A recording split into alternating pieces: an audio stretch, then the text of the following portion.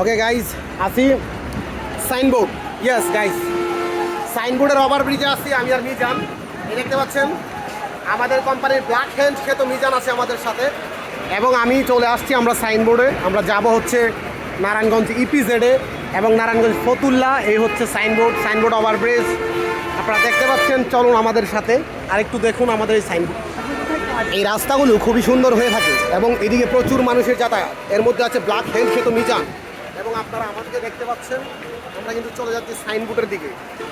হ্যাঁ, তবে যদি আপনারা এখান থেকে ভিউটা দেখেন তবে আপনাদের মাথা নষ্ট হয়ে যাবে, কারণ এখান থেকে ভিউটা এত সুন্দর আসে। নিচে প্রচুর পরিমাণ গাড়ি আর উপরে আমরা সবাই আছি। ও মাগো, যে পরিমাণ শব্দ আর সাউন্ড দেখতে পাচ্ছেন, কি পরিমাণ গাড়ি। এখান থেকে নামার কিন্তু অনেক রাস্তা।